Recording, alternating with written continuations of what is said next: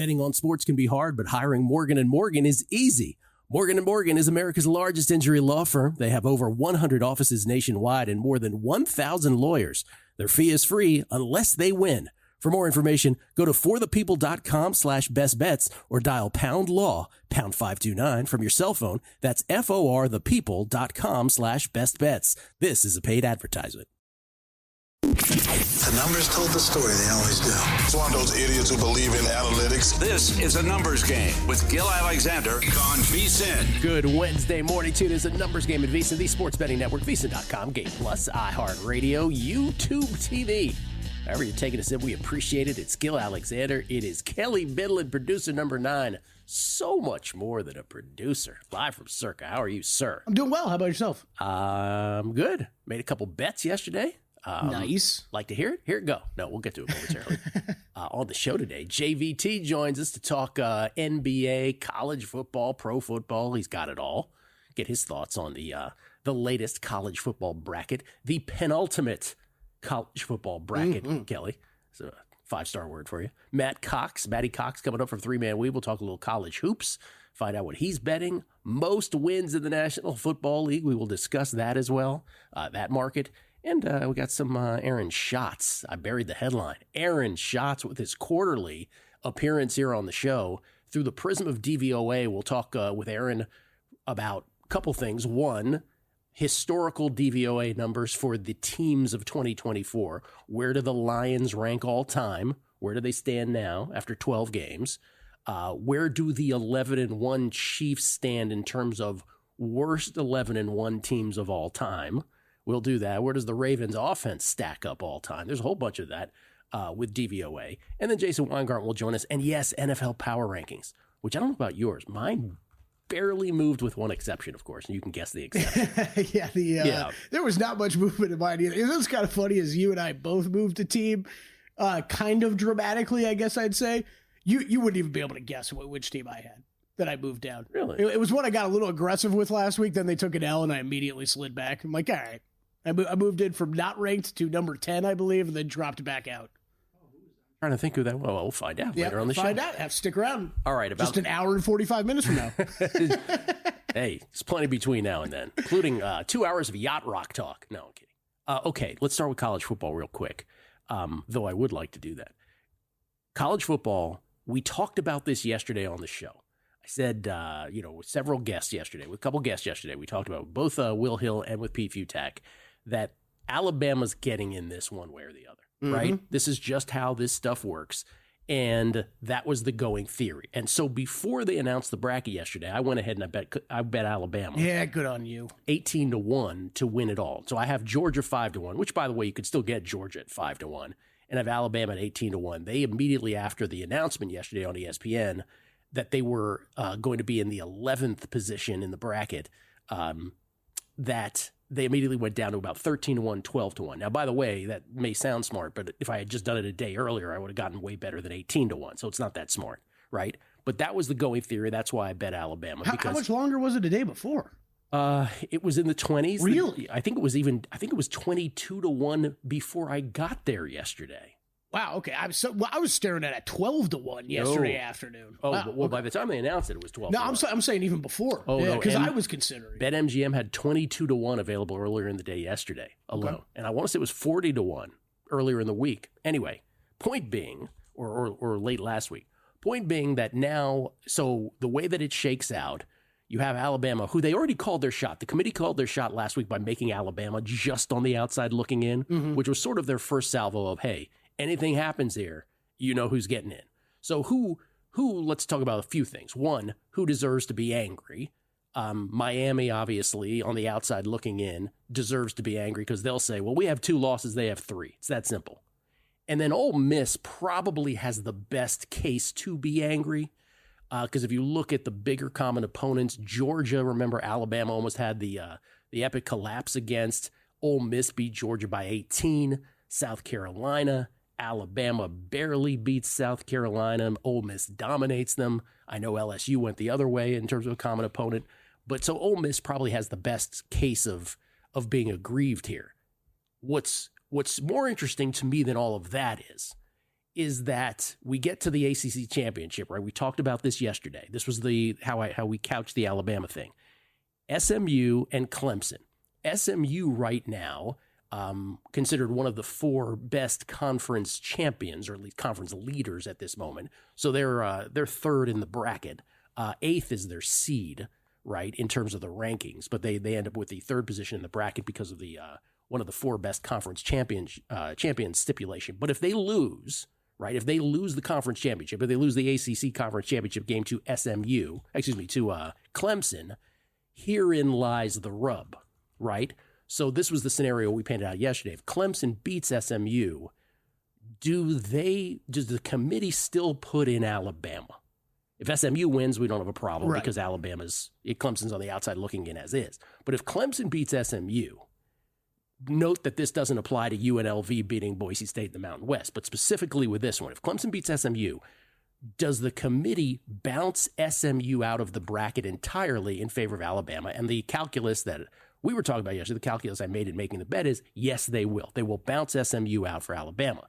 Now, Chris Fallica brought up an interesting point this morning, which is, I don't know if anybody has a tremendous problem with saying Alabama's a better football team than SMU, right? I don't think that's a particularly controversial take. His point was an interesting one, which was, for the committee to have muted the controversy here, or to have gotten ahead of this, why didn't the committee, instead of making SMU the 8th seed, quote unquote, or the rankings have SMU 8th, right, and Alabama ranked below them, why didn't you just make it so that SMU is ranked below Alabama heading in to the ACC championship?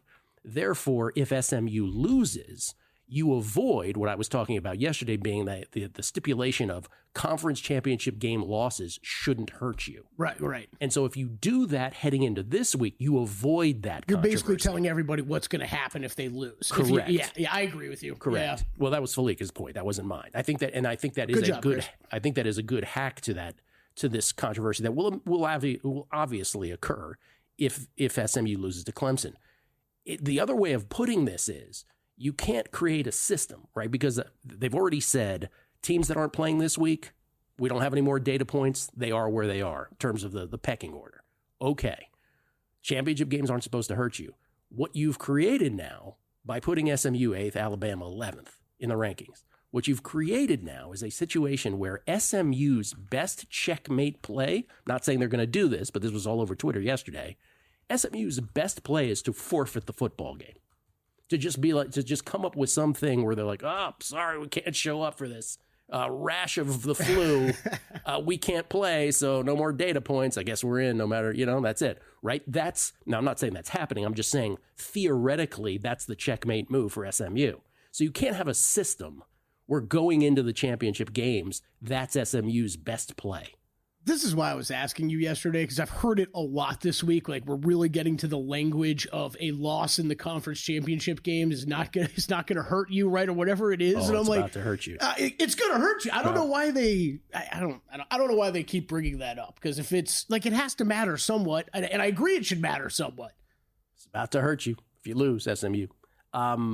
Anyway, but the scenario where Alabama does not get in is if UNLV beats Boise State and Clemson wins both, like that's maybe that's the checkmate for Alabama being on the outside. So I don't know. It's we'll get thoughts from JVT on all this, but that's what it's looking like right now, is that SMU better win their conference championship game. So congratulations, Mustangs, for getting to your conference championship games. The folks who are going to be watching you, they might be in a better position than you are right now. SMU remains a favorite over Clemson. And of course, there's a lot of people out there just saying, well, just beat them then.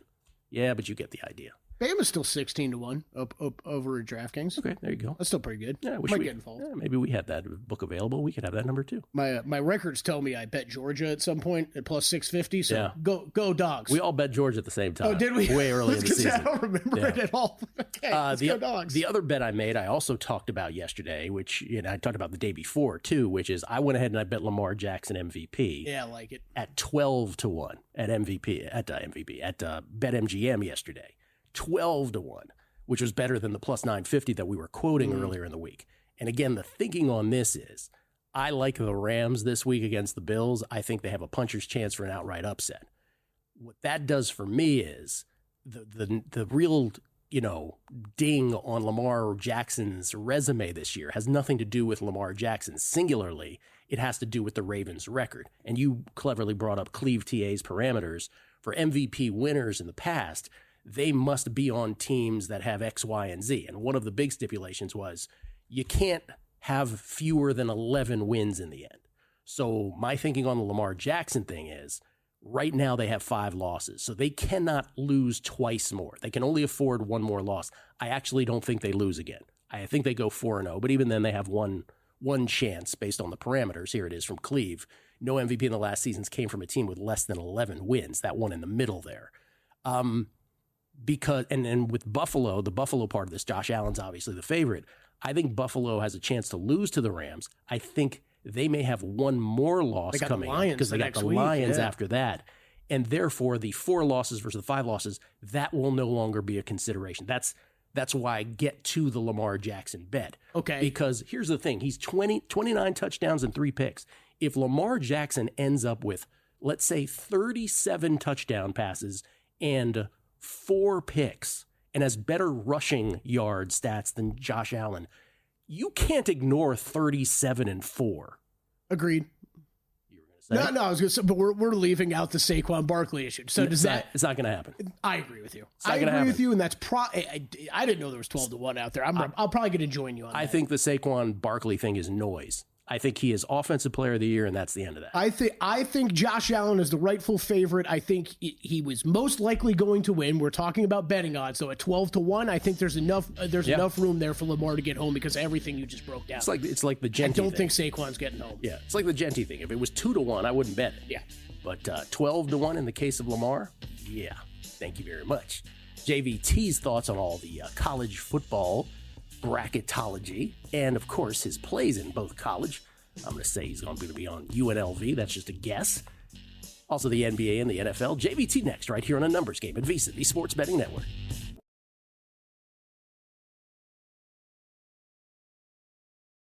A Numbers Game on VSiN, the Sports Betting Network.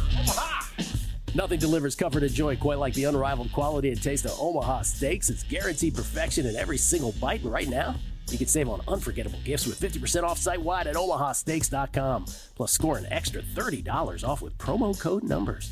With 5 generations of experience, they consistently deliver the world's best steak experience, and the gifting experts at Omaha Steaks have made it easy to deliver the perfect gift with thoughtfully curated gift packages featuring gourmet favorites from legendary steaks to mouth-watering desserts and more. Save 50% off site-wide for a limited time at omahasteaks.com. Plus, our listeners get an extra $30 off with promo code NUMBERS. That's 50% off at omahasteaks.com and an extra $30 off with promo code NUMBERS. Minimum purchase may apply. We get tweets at Beating the Book. Always appreciate it. Chris Heath, our buddy Chris, Gills sprinkled me as one of his faves. Must mean he was at KMEL in 1996. That I was. That I was. Also, during the Megapod, when Vegas Runner used to say he was going to sprinkle some on the money line, we used to hit the E40. Oh, really? Oh, yeah. That's a good one. All the time. Chris Felica. Hey, Chris Felica, the Bear. I may have missed it on A Numbers Game. First of all, he's lying. He didn't. But where's the love for Jerry Rafferty? Oh, he's got to be right there with Michael McDonald for the voice of Yacht Rock. Jerry Rafferty was, Baker Street? Yeah, no, I'm just going Googling him right now. Who the hell's Jerry Rafferty? Baker Street. That was his jam, I think. Yeah, it's not quite Michael McDonald, though. Jaime Leyva, I hope I'm not saying that incorrectly, wrote a song about it. Oh, yeah, that's right. That's what I said in the first segment. Wrote a song about it. Like to hear it? Here it go. That's right. David Allen Greer as blues singer Calhoun Tubbs. Thank you for that. Brian M., the AP is located way too close to stores to drop UConn from the rankings. Also, I'd suggest the sea salts of Hawaii Maui onion salt for any meat. Matty Cox referring to marinating just brought that to mind. Sea salts of Hawaii Maui onion salt. Well, I couldn't even get that out when I tried it the second time. Jerry Bose. Stuck in the Middle with You. Stuck in the Middle with You? Jerry Rafferty. I don't know if I know that. Song? No, you're thinking of a different Stuck in the Middle with You. Oh. Yeah. Jerry Bose. It's about TV. They want the brand names like Alabama and Notre Dame. They will always bend over backwards to include the bigger names. That's exactly right. Let's see. Brosec, 1870.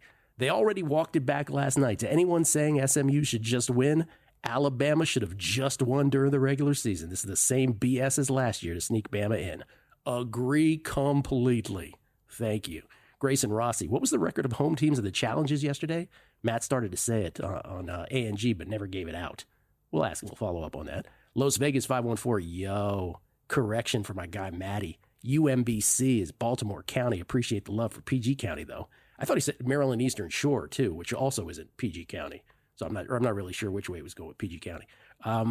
Rick Ollier just downloaded the new VSiN app. When did you guys move away from the South Point?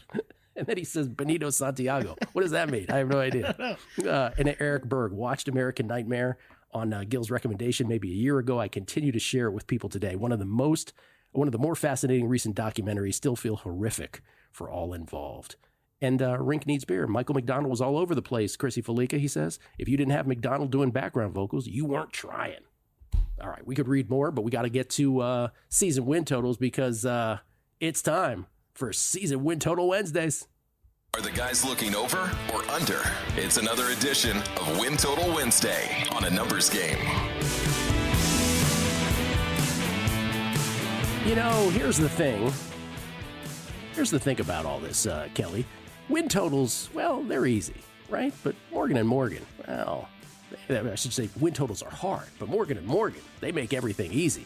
Hard, not at all. If you're ever injured, you can check out Morgan & Morgan. Morgan & Morgan is America's largest injury law firm. They have over 100 offices nationwide and more than 1,000 lawyers. Submitting an injury claim with Morgan & Morgan is so easy. If you're ever injured, you can check out Morgan & Morgan. Their fee is free unless they win. For more information, go to forthepeople.com/bestbets or dial pound law.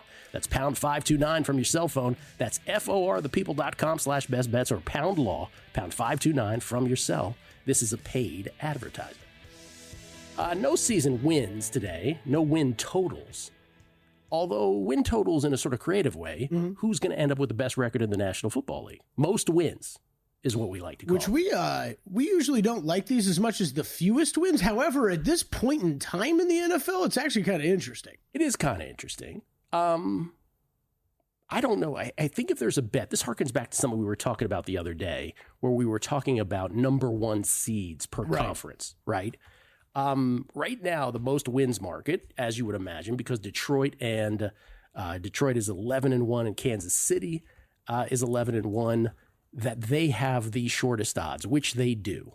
But I would advocate going with the Philadelphia Eagles, Kelly, at plus 350. I liked them for number one seed in that market in the NFC. I just think their schedule is a mite easier than the Detroit Lions. Right now, the Lions and Chiefs are both at plus 190. The Eagles are at plus 350. There are longer numbers, right? Teams with 2 losses, like the Eagles, the Bills at plus 550, the Vikings with just 2 losses are 14-1.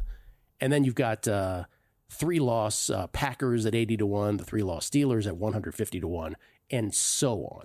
I think the Eagles at plus 350, based on remaining schedule, is the best bet in this. Now, here's the thing. Would I actually make this bet? We talk about I just made a Lamar Jackson bet. I just made an Alabama bet. Would I actually make this bet? I don't know that plus 350 is sexy enough, but if you're asking me what's the best bet on the board in the most regular season wins market, that to me is it. So this was interesting to me because you're right. We talked about AFC, NFC 1 seed yesterday. Big difference is tiebreaker, right? Tiebreaker matters. 1 seed doesn't matter here. You're in the. We've talked a lot about this with most wins or fewest wins. You're going to get into potential dead heat rules, tiebreakers, all that type of stuff, which is no fun. By the way, no fun. So I think you got to think about things a little bit differently. I think the one I kept coming back to. Well, 2 things. First of all, the Vikings, it's just how many games we got to play before we give this team any respect. They only got 2 losses, and they're that much further down the board than all these other teams with 2 losses. I think Lions. I make the same comment I made about the Chiefs yesterday. I don't think they're going to be able to run pure through the end. Like there's 1 or 2 losses I think on that schedule. They've just been cutting things too close here recently, and that is why Andy Reid and Patrick Mahomes are as good as they are, because they can win those tight games. But man, I expect them to keep doing it week after week. I think it's a little much. So I think Lions, when you look at the Lions still with the record that they have, And you brought up the Bills-Rams situation this week, which I kind of believe. I'm going to stay away from that game, but wouldn't shock me at all if the Rams ended up beating the Bills. So then the Bills face the Lions next week. If the Lions get past that, I think they're sitting in the driver's seat for this one. So I would go probably with the short shot Detroit Lions here in this market. Yeah. Eagles to me, and the reason I go with the Eagles is because they're going to be favored in maybe every game, if not only one game at Washington. Maybe they won't be favored, and even that would be by a tick if they're not a favorite. So I think that's a 4-1 at worst stretch for the Eagles. I'm with you there. Yeah, I'm with you there. Yeah, I mean it is. I mean the Lions would have to run pure for sure. Yeah. Which brings us to another conversation. Can we talk about comeback player of the year for a second? Oh, please. We're allowed to do this. I was going crazy on the break over this. Oh, were you? I haven't really looked at these odds recently. I haven't either. Yeah. But a thought occurred to us. By the way, again, here it is, the new rules from AP senior NFL writer Rob Maaddi. The spirit of the AP Comeback Player of the Year award is to honor a player who has demonstrated resilience in the face of adversity by overcoming illness, physical injury, or other circumstances that led him to miss playing time the previous season. The decision to provide this guidance was made last December, but could not be implemented for the 2023 awards because the season was almost completed. Or as I like to say, mea culpa that Damar Hamlin didn't get Comeback Player of the Year. Yep. So here are your odds for Comeback Player of the Year. And I am curious if you believe that any of these players are a lock. Let's start with the short shot. The short shot is Joe Burrow. Mm-hmm. All right, Joe Burrow's having a spectacular year. Joe Burrow has been in this league. What is it? Is this his fifth year? His fifth year in the NFL, if I'm not mistaken. He got the Comeback Player of the Year in 2021. He won the award. Are they really going to give Joe Burrow a second Comeback Player of the Year award in 5 NFL seasons? I hadn't really thought about it that way before. It's ridiculous. I hadn't really thought about it. I don't know that should matter, but will it? Maybe. Shouldn't it though? Like, oh, you can just keep getting Comeback Player of the Year. It's completely illogical. It's a season. I mean, it's a season by season thing, right? With the language that we just read, it's looking back to a year ago. Every year you get hurt and then you perform well, you could still keep getting Comeback Player. Like in theory, every other year, right? Every other year you could in theory win it because you have to be hurt for a season. Who do you think would actually win it if it was voted on today? Burrow, because I think it's a way to get. I think it is. They'll also look at it. Voters will look at it as a way to award Joe Burrow without having to consider MVP or Offensive Player of the Year. I am starting to feel like Damar Hamlin might win this year. Really? Yeah. If he does this, the whole thing we thought was broken last year, if he wins it this year, it's completely broken. They just got to get rid of this. Because I don't think there's a clear other person. And I wonder if that Burrow giving it to him twice in 5 years thing will matter to some. I think the other one I think that should be there is Kirk Cousins. But, I mean, if he keeps sucking, if he's hurt, which I think he is, that might be an issue. You know what would be great if we had an actual Comeback Player of the Year voter on the show? Hey, why don't we have Aaron Schatz on after the break? That's next. Numbers Game, VSiN, the Sports Betting Network. Betting on sports can be hard, but hiring Morgan & Morgan is easy. Morgan & Morgan is America's largest injury law firm. They have over 100 offices nationwide and more than 1,000 lawyers. Their fee is free unless they win. For more information, go to forthepeople.com/bestbets or dial #law, #529 from your cell phone. That's forthepeople.com/bestbets. This is a paid advertisement. The numbers told the story they always do. It's one of those idiots who believe in analytics. This is a numbers game with Gil Alexander on VSiN. Hour number 2 of a numbers game at VSiN, the Sports Betting Network, VSiN.com, Game Plus, iHeartRadio, YouTube TV. However you taking us in, we appreciate it. We're grateful every morning that you choose to make us part of your day. We appreciate it. Still to come this hour, Jason Weingarten from Under a Cloud of Smoke. We'll get all his thoughts on things. Maybe even talk to him about Comeback Player of the Year. We need a claw machine update, too. We need a claw machine update. Haven't heard much about that recently. And then Kelly and I update our NFL power rankings a little later on the show. That's very exciting. I'm very excited. A lot of blue on mine. A lot of just the blue line. On mine, too. A lot of blue. We get tweets at Beating the Book. Tom K. SMU should forfeit the championship game. They are not taking ACC money and would stay rated higher than Alabama. Outsmart the committee looking to get Bama in. Tom, it's exactly what I said, segment 1. Thank God we fixed college football because we're talking about teams just forfeiting games. Great. Trip Tepper, Kelly was correct. Jerry Rafferty was in the band Steelers Wheel, who recorded Stuck in the Middle. Rafferty then left the band to launch his short but successful solo career. Was that correct? I don't know. He's still no Michael McDonald for Yacht Rock. That's the main point. All I can tell you is during the break, I was like, I like when Gil perfectly nails the mistake I make because I didn't know if the song was him or not. And when Gil was like, no, you're thinking of another song. I'm like, I bet you're right. Ryan Hyatt, the A&G Yacht Rock discussions may rival sushi places this month. And yes, Jerry Rafferty would be Yacht Rock Hall of Fame first ballot on Baker Street and right down the line alone. Where have you gone? Great saxophone solos. Enjoy the show. Jerry, listen, I love Jerry Rafferty. Listen, who didn't love Baker Street?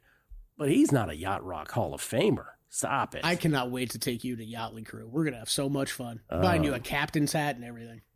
3Jack H3131. Stop me if you've heard this before. Damar Hamlin died on the field and is now playing again. That's all I got to say.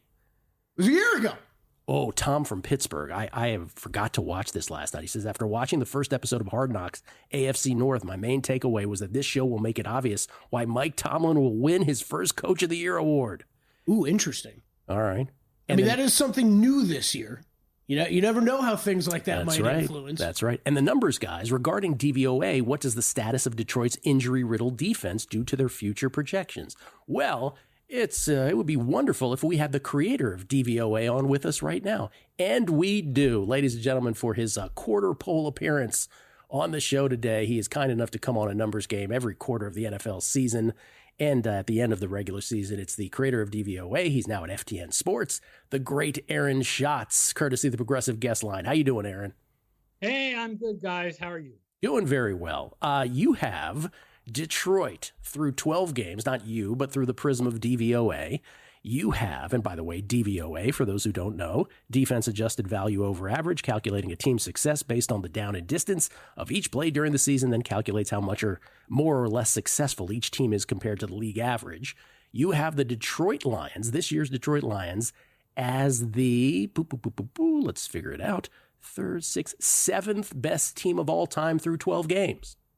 Yeah, they're really good. And that does not adjust for the fact that they've lost a bunch of defenders. But the thing is, so it's hard to tell what that means because as they lose defenders over the last few weeks, their defense has gotten better. Yes. So at a certain point, they're going to reach like a critical mass of losing guys. But I don't know when that point is. So it's hard to adjust. It's really hard to adjust for losing players other than quarterback because every individual player doesn't mean that much. The problem is when you lose so many of them, it's the cascade of them. Like the San Francisco 49ers, for instance, from this year. It should be noted that the 6 teams that Aaron has, or the DVOA has better through 12 games since the 1979 season, all got to the Super Bowl. All at least got to the Super Bowl. No, the 2018 Chiefs did not. Oh, that's right. They lost in the AFC Championship to the Patriots. Yeah. That's right. Patriots beat the Rams 13-3 after beating the Chiefs in overtime, if I'm not mistaken, in the championship game. That's right. Okay, so one exception to that for you Detroit Lions fans. You also have a couple other historical quirks that are fascinating through 12 or 13 games of the NFL season. 1 through 13 games, you have the Ravens offense. I think this always trips people out because on your standings, in your NFL standings, the Baltimore Ravens have lost 5 football games. Can't be that good, right? Well, offensively, you have them historically good. I mean, overall, I have them really good. I have them as the best 8-5 team we've ever measured. And offensively, they're 8th. And if you think it's weird for an 8-5 team to be 8th, a 7-6 team is 4th, which is the 2002 Chiefs with Priest Holmes and Trent Green and Tony Gonzalez. So this year's Baltimore's offense has just been fantastically efficient. And they've lost games due to defense and special teams and penalties. And the penalties are not necessarily predictive. I mean, look at this last game where they lost despite the fact that they only had like 3 penalties.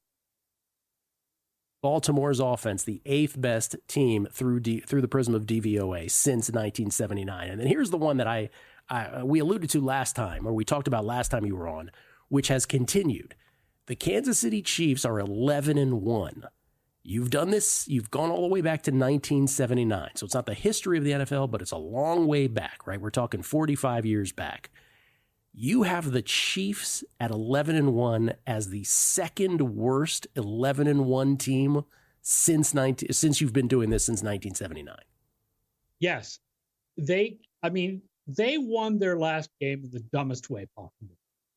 Like, it really is like they just stood there and watched the Raiders screw up and the Chiefs didn't do anything, right? Because even if they don't recover that fumble, the game is over either way.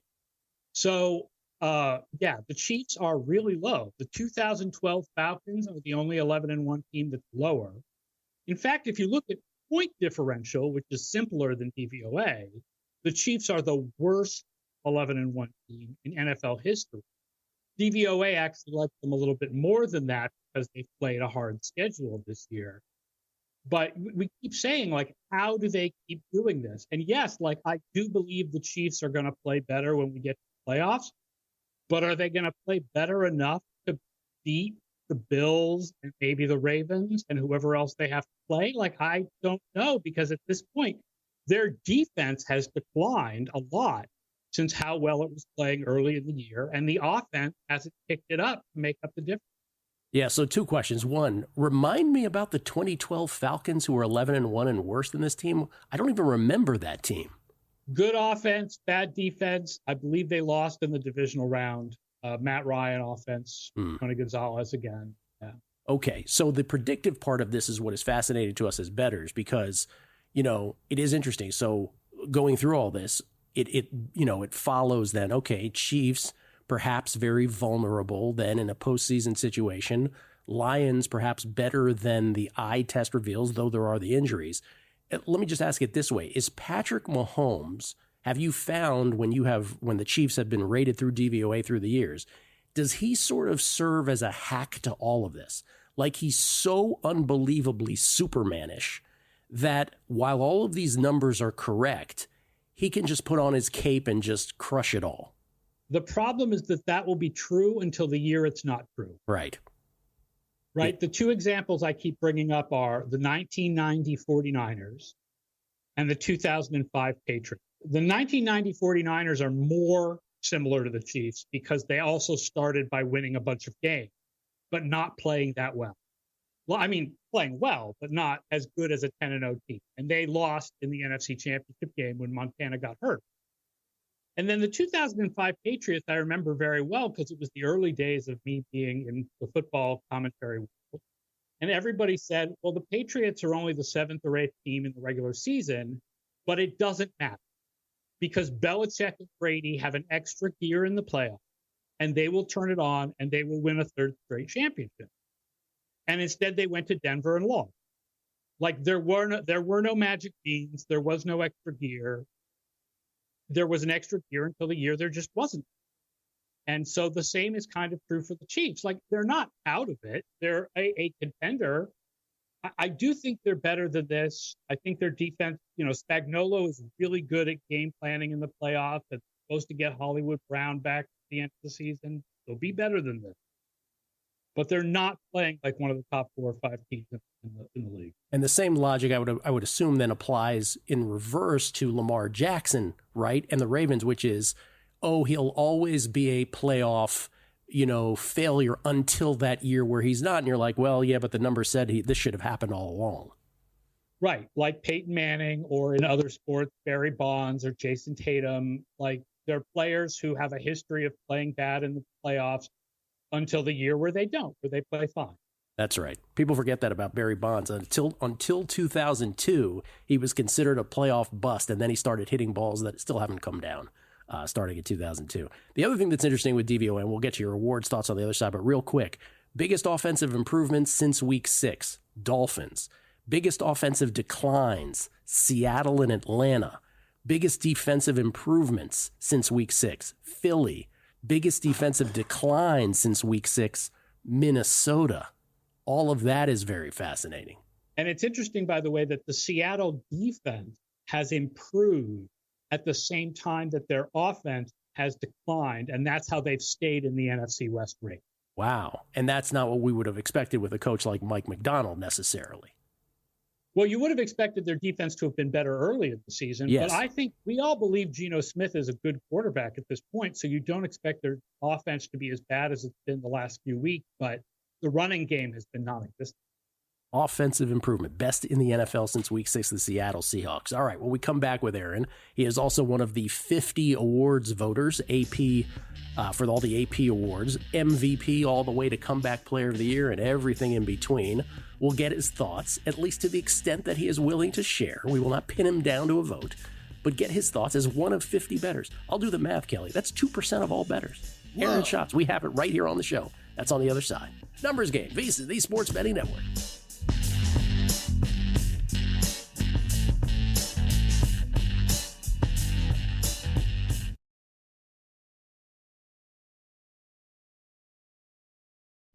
A Numbers Game on VSiN, the Sports Betting Network. Back on a Numbers Game, live from Circa. Gil Alexander, Kelly Bidlin alongside. We'll get to your tweets here coming up, but we want to get to more with Aaron Schatz. By the way, don't forget about Sewell's Barbecue Sauce. Southern hospitality never tasted so good. If you're ready to elevate your tailgate game, you got to try Sewell's Barbecue. Born from a backyard cookout in a mason jar of unforgettable flavor, Sewell's has become a Southern favorite, lighting up taste buds from Georgia to the Carolinas. From ribs and wings to a backyard burger, Sewell's takes every bite to the next level. You can order online at SewellsBarbecueSauce.com. That's SEWELLS,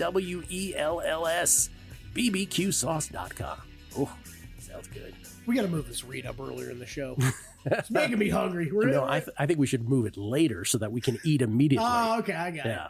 Because right now, Go enjoy some barbecue at 9-10 in the morning. Aaron Schatz, kind enough to join us again. He's at FTN Sports. He's the creator of DVOA, was the founder of Football Outsiders back in the day, a pioneer in football analytics, courtesy of the Progressive Guest Line. By the way, Aaron, if folks want to get all your stuff, where do they go? The website is ftnfantasy.com. The DVOA stuff is at ftnfantasy.com/DVOA. But you want to be a subscriber to also get access to our stats hub with all the charting data and all of our DFS optimizer stuff and our betting pick. The DFS optimizer now has a whole thing that simulates contests to tell you which lineups are most likely to place high, even if they're not necessarily the lineups with the most possible points. Interesting. Okay, I like that. One of my favorite sites to shop different props, to find props at different books. What's going to be the best number for you? FTN does a great job with that. Aaron made the right choice, man. Made the right choice. Real quick, Yacht Rock, we were having a Jerry Rafferty debate. You say not a Yacht Rocker. No, because the Yacht Rock guys are primarily L.A. guys, L.A. session musicians, and he's from England. There we go. Glad we put that to rest. It's like we brought Marshall McLuhan from behind the curtain. Marshall, what do you think about these people? Okay, before we get into the award talk, what I didn't do when we're going through the historical numbers is actually look at your DVOA top 10 from this year, which, silly me, we should have started with. And it reveals fascinating stuff. Now, obviously, Detroit, because we talked about them historically, they're going to be number one. But I would like to just seize on a few things. One, by the way, Lions, Ravens, Bills, Eagles, Packers, Vikings. No real surprises, top 6. The Chiefs are not in the top 10 at all. Maybe we could have guessed that from our previous discussion. 7th, the Cardinals. 8th, the Chargers. 9th, the Broncos. Talk to us about the Cardinals. Why are they 7th? First of all, I'll say the Cardinals have an easier schedule than the rest of the NFC West going forward. So they're very likely to win that division. They are a B- in everything except passing, where they're an A. Like their defense name someone on their defense other than Budda Baker. You probably can't. And yet they've been like the 13th best defense, and they've been like the 13th best running game. So they don't really have any weaknesses this year. Their only real strength is Kyler Murray. They have been my most consistent betting winner all year, the Cardinals. You've bet them like 4 weeks in a row, it feels like. Always. But I would not have put them 7th, but this sort of corroborates them numerically. And the Broncos in 9th, huh? That's amazing. Yeah, Knicks has played better in recent weeks. And, of course, their defense and special teams are top 5 this year. Okay. Let's just put it this way. The Chiefs are the 3rd AFC West team. Yes. Isn't that wild? That's wild, right? That's wild. Who's dead last, by the way, Aaron? The Patriots are dead last right now, pretty much neck and neck with the Cleveland Browns, but the Browns have been much better since Winston became the quarterback. For those who all these years said that Aaron was a New England Patriots homer, He's got him 32nd. By the way, did I see a tweet from you, Aaron, where people were like accusing you of something? Yeah, they thought that I was making the Chiefs look bad on purpose. Yes. And I was like, what's my motivation? Like, How dare you? my motivation is to be as correct as possible, right? Like, why would I want to make a team look worse than they are? I want to be as accurate as possible. That's my motivation. Fan bases are the best. That's great. So rational. Okay. MVP. You're one of 50 who votes on this stuff. Right now, what are you thinking to the extent you're willing to share your thoughts with us? All right, there's two questions here. The one is the Barkley question, and then the other is which quarterback you go with. If you're going to call it most valuable player, it can't be a running back. I'm sorry. Plus, Saquon Barkley has played like the easiest schedule of any running back in the league. If they wanted to change the award and tell us it's for the best player at his position, then you could consider it. But if it's the most valuable player, it has to be a quarterback. My stats have Lamar Jackson far ahead of Josh Allen. I know there are other stats that have them more neck and neck. I do worry that we've entered this world where the narrative takes over the award because of the betting line moving. And we all just sort of assume that because the media says that player X will win, we all vote for the same guy. And I think I'm going to be in a position this year where I may be the only person who votes for Lamar Jackson when everyone else votes for Josh Allen. The exact opposite. I was just thinking that. The exact opposite of last year. Yeah. By the way, I'm willing to have Allen pass Jackson over the last 5 weeks. Like, it's not set in stone. it's not set in stone. And Aaron and I did not have this conversation. I bet Lamar Jackson yesterday at 12-1, Aaron, because I thought that number is ridiculous for the reasons you're saying. The stats just don't bear this out at the current betting numbers. They're not reflective at all. We'll see. A lot of football still to be played. Okay, let's go to Coach of the Year. Is there any way to even have any, solid thinking on this? Nah, man, this one is so hard. I think Dan Campbell is currently the best odds, which is interesting because that's not a team that's quote unquote turned it around. But if we all felt Dan Campbell was a great coach in the past and he's got the best team this year, then he's still a great coach. I mean, the same is true of Andy Reid, even though, Andy Reid's odds aren't great, but you've got to give him a little credit for the Chiefs pulling out all those close wins. I think there's a lot of people like Tomlin for what he's done with the Steelers this year. I think O'Connell's a good candidate. It's Sean Payton. It's a really hard award to pick. It's a hard award to pick and a hard award to pick. This is honestly like somebody could win with like 8 votes. Yeah, it's that splintered at this point. Yeah, and Aaron, is it so hard because there's so many good cases? Is that how you view it, or? Yeah, and it's been like that for a couple of years, right? Like, if you look at the Coach of the Year odds, I could make a really good case for the top 6 guys on that list, but probably also for McDermott and Andy. Like, it's there's some good cases to be made, and it's really hard to figure out who to vote for, and then it's really hard if you're outside to figure out who we are voting for when there's 50 of us, and right, we vote 3 guys in a ranked choice, and I don't know who's going to. Well said. Hard enough to vote on, hard enough for us to figure out who those guys are going to vote on. And the 6 names that Aaron is referring to, Campbell, O'Connell, Tomlin, Payton, Harbaugh, and Quinn. And he added McDermott, which I'm glad he did. I brought this up the other day. And Andy Reid. Again, those records could be gaudy at the end. Okay. Jaden versus Nix. Where do you stand for Offensive Rookie of the Year? I think I lean Jaden at this point. I think Brock Bowers does deserve some discussion because Rookie of the Year, unlike MVP, is more about how good you are compared to your position. But Nix is catching up. So we'll see what happens in the last 5 weeks. He is catching up. He is catching up for sure. Okay. What about the ones that you feel are the most set in stone? Is Jared Verse the Defensive Rookie of the Year? Is TJ Watt the Defensive Player of the Year? Where do you stand on those? I think Quinion Mitchell and Verse are the 2 choices for Rookie of the Year on defense. I think that Watt is the leader for Defensive Player of the Year at this point. I think Barkley is clearly the leader for Offensive Player of the Year. Yeah, he's the most solidified based on your voting. You're voting for a quarterback for MVP, then it follows that Barkley would be the lock for Offensive Yeah, and we Player. have Derrick Henry with more rushing value than Barkley because of opponent strength, but Barkley has receiving value. Barkley has, say the last part? Barkley has what? Receiving value. Receiving Yeah. value. Gotcha.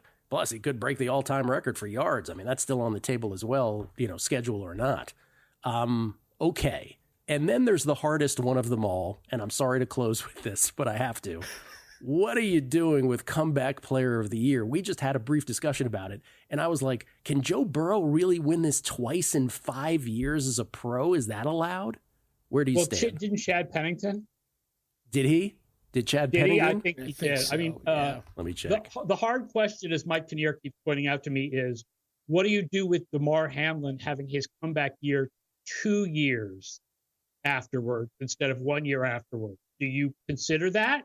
Or are we only thinking about how much he came back from last year, not what he's coming back from 2022? But I think it's going to go to one of the quarterbacks that was injured last year, like Burrow or Murray, probably one of those Yeah, two. I brought this up with Cousins. not Cousins. You said No, not at this. yeah. I brought the DeMar Hamlin thing up with you last time. If you recall, you were like, "Oh, I hadn't thought about that." Chad Pennington, 2006 and 2008. I did not remember that at all. We probably don't have enough time for this, but Aaron, how many games do you have to be injured for to be considered? Because Herbert's on the odds board. That's a great question, and I think the answer is a few. And that's not a number. It's a number. It's a few. Let me check on that. Is a few a number? Let's get on that. Thank you, Aaron. Appreciate it as always. So great. Yeah, ftnfantasy.com. Check it out, guys. Aaron Schatz at AShotsNFL, SCHATZ on the Twitter machine. Coming back with Jason Weingarten next.